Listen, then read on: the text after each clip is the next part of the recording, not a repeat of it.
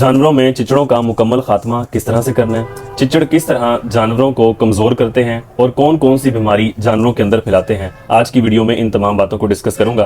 बिस्मिल्लाहिर्रहमानिर्रहीम, अस्सलाम वालेकुम नाज़रीन, मैं हूं डॉक्टर नुमान अली और आपकी खिदमत में एक नए सेशन के साथ हाजिर हूं। इस वक्त गर्मियां स्टार्ट हो चुकी हैं और जो ही गर्मियां स्टार्ट होती हैं चिचड़ भी फार्मों में बहुत ज़्यादा फैलना शुरू हो जाते हैं। तो चिचड़ न सिर्फ जानवरों को कमज़ोर करते हैं बल्कि जानवरों में बहुत सारी ऐसी बीमारियां हैं जो कि बहुत ज़्यादा नुकसान पहुंचाती हैं, जानवर की डेथ भी हो सकती है, तो वो सिर्फ चिचड़ उनकी वजह बनते हैं।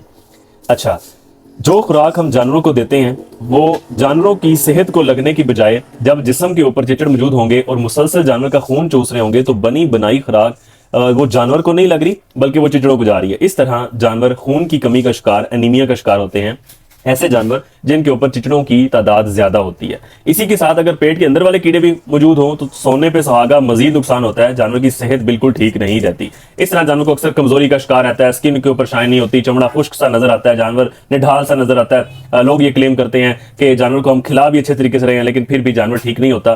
तो गौर किया जाए जानवर की जिल्द के ऊपर तो बहुत सारे चिचड़ नजर आते हैं। अगर गोबर का टेस्ट किया जाए तो जो पेट के कीड़े हैं वो हमें मिलते हैं। अच्छा, ये तो हो गया कि चिचड़ों की वजह से जानवर आमतौर पर कमजोर होता है। इसी के साथ बहुत सारी जो मुहलिक बीमारियां हैं जिस तरह बेबीजिया, थलेरिया, एनाप्लाज्मा, ये भी चिचड़ों की वजह से होती हैं, टिक बोर्न डिजीजेज हैं।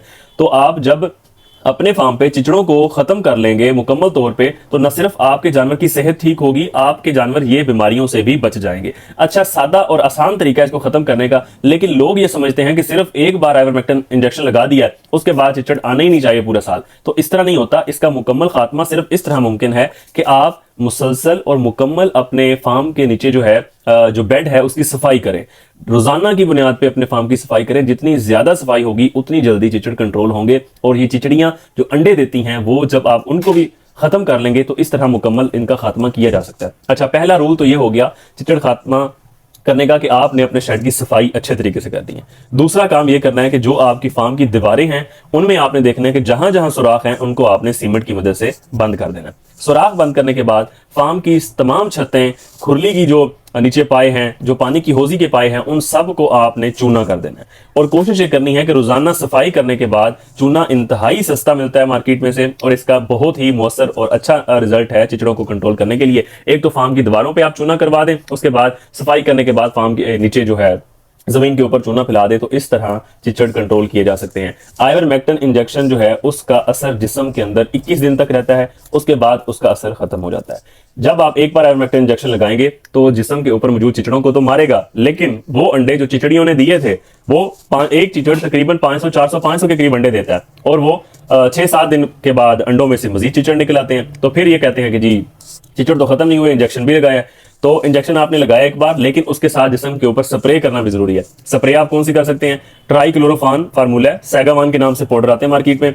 जो एक साशा है वो आपने आधा लीटर पानी के अंदर मिक्स करें और जानवर के जिस्म के ऊपर आंखों को और मुंह को, नाक को बचा के बाकी सारे जिस्म के अंदर जहां जहां चिचड़ ज्यादा हो सकते हैं, खासतौर पे हवाने वाली जगह पे, कानों के अंदर और जो है अपना सीने वाला एरिया है, तो यहाँ पे नरम जगह होती है, खून चूसना आसान होता है, तो यहाँ पे चिचड़, मक्खी, मच्छर ज्यादा होते हैं। तो यहाँ पे अच्छी तरह स्प्रे करें। स्प्रे करने का तरीका यह है कि इस तरह स्प्रे करनी है कि हाथ टच करें तो वो गीला हो। तो ये आपने स्प्रे एक बार कर दी, 15 दिन बाद आप दोबारा यही स्प्रे करें। एक बार इंजेक्शन आपने आइवरमेक्टिन लगाया, 10 दिन बाद दोबारा इंजेक्शन लगाएं यही, क्योंकि जो पीछे अंडे बचे हुए थे उनसे जो मजीद चिचड़ निकले उनको मारने के लिए भी एक खास हद तक आइवरमेक्टिन इंजेक्शन का जिस्म के अंदर होना जरूरी है। तो इस तरह आप चिचड़ों को कंट्रोल कर सकते हैं। इसके अलावा और स्प्रे हैं, साइपरमेथ्रिन स्प्रे आती है, डेल्टामेथ्रिन स्प्रे है। इनका इस्तेमाल भी आपने इसी तरह करना है कि आपने 1 ml लेना है साइपरमेथ्रिन का या डेल्टामेथ्रिन का, तो वो आपने 1 लीटर के अंदर डालना है।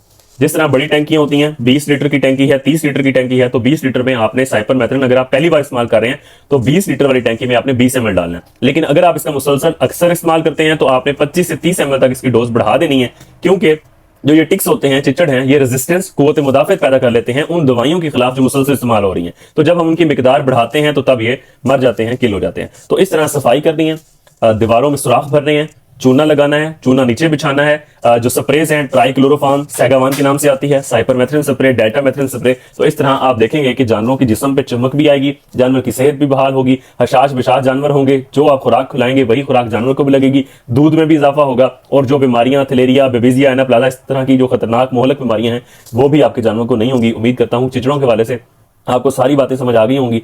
मजीद जानवरों के हवाले से आपका कोई भी सवाल हो आप कमेंट सेक्शन में पूछ सकते हैं। बहुत शुक्रिया।